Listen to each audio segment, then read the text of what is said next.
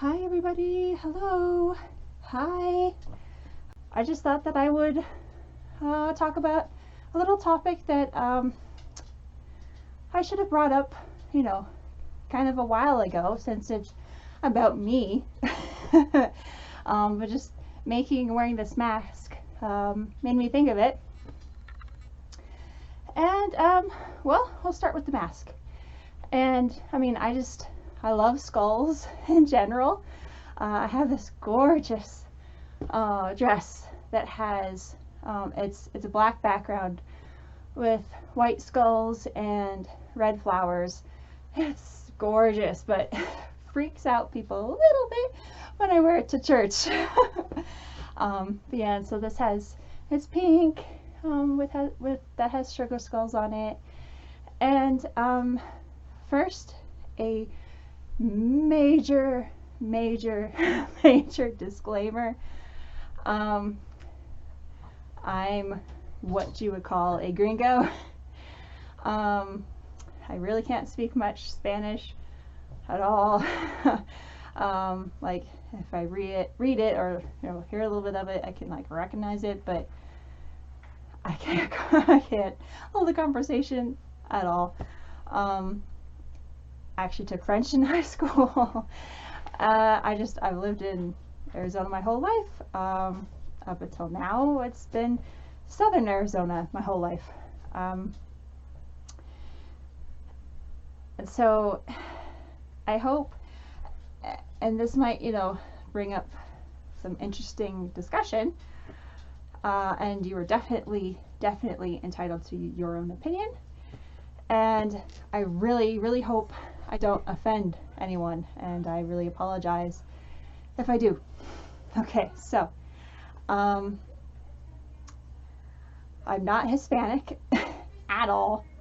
I'm as white can be. I don't mean that in the racist way. Just, I was born here in America. I was born in Arizona, a desert rat for life. I moved to Flagstaff 3 years ago. Otherwise, I've lived in Southern Arizona, a hop, skip, and a jump away from the border.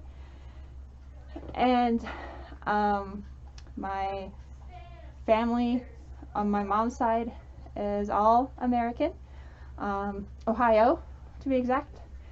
My dad's side is all Canadian, actually, so I'm half Canadian.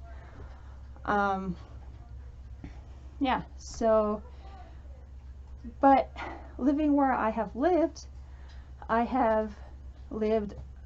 around a lot of the Hispanic culture. So like the sugar skulls on here, and just in general, like I like skulls. I like that aesthetic. I get one would call me kind of goth and emo kind of a thing. That's it. I fully label myself as emo, and I would say goth, except for I don't wear the really pretty cool makeup. I'm too lazy for that. But I like the aesthetic of it. I think it's gorgeous. So anyways, according to my parents, some of my first words were actually in Spanish instead of English, because I had Hispanic babysitters. So I was around them a lot when I was really little. I lost a lot of it, obviously, as we moved away. But Mexican food has always been in my life. It's my favorite. I'm really picky about certain kinds. I'm vegetarian now, but that doesn't mean that I don't still love it. You can't eat Mexican without eating meat. And my family has always celebrated Dia de los Muertos. We've always put up a Day of the Dead altar.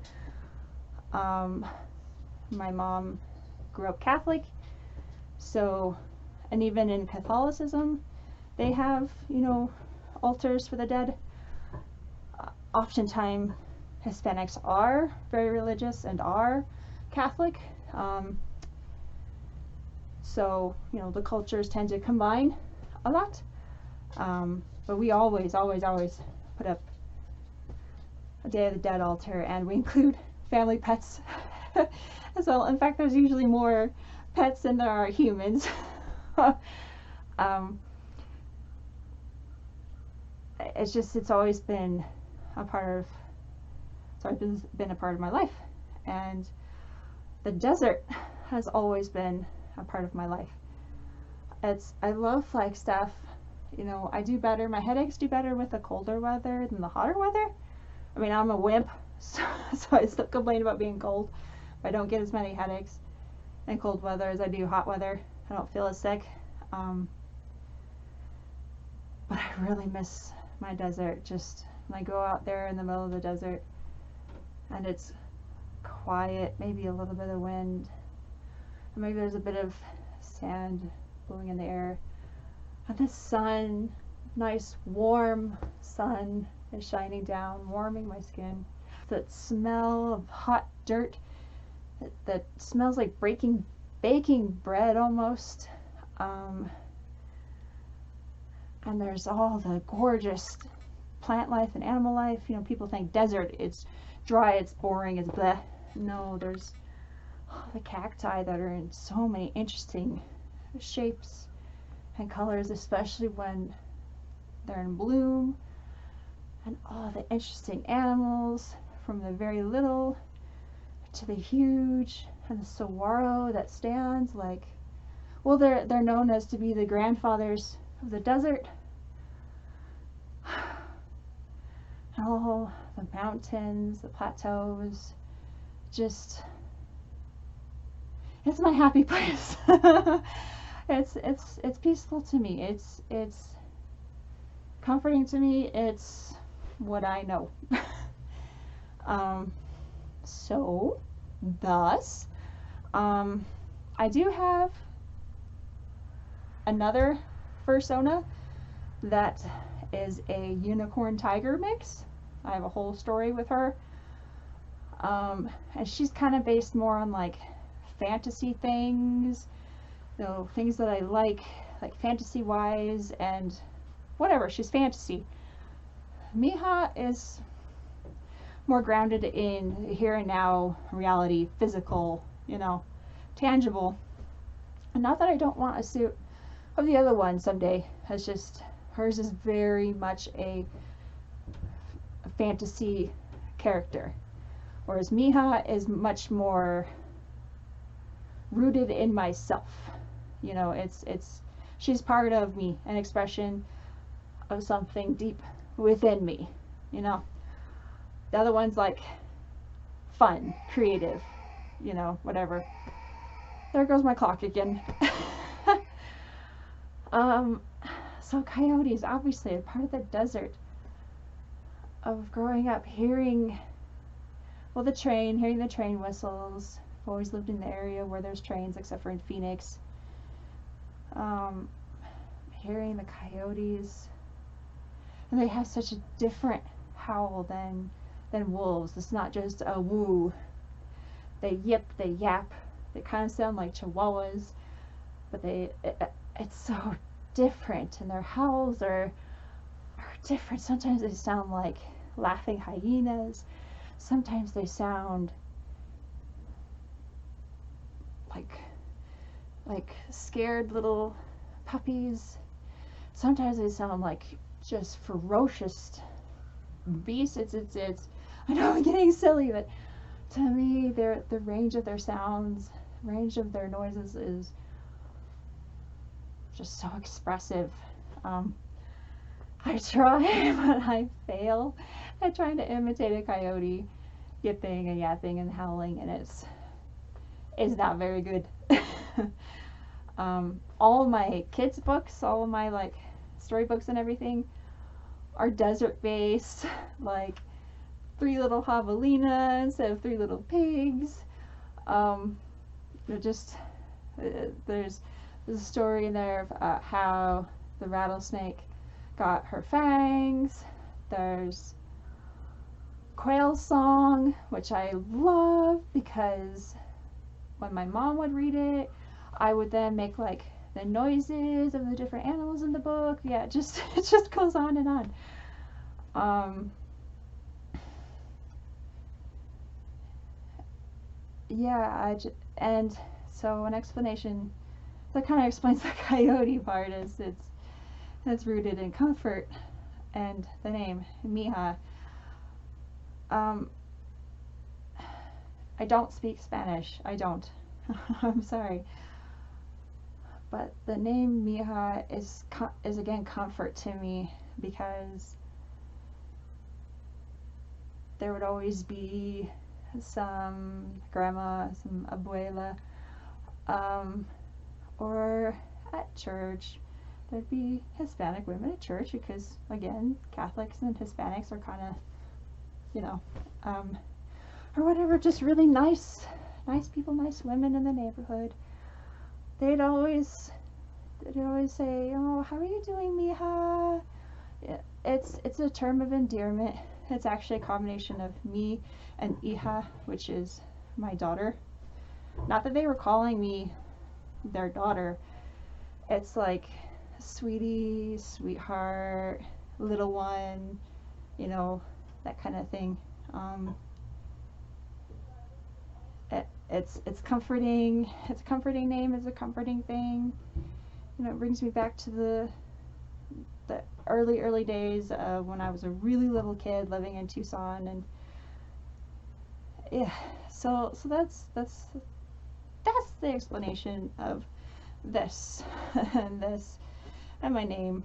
And some people will call it cultural appropriation, and I hope you'll see that it's a product of where I grew up.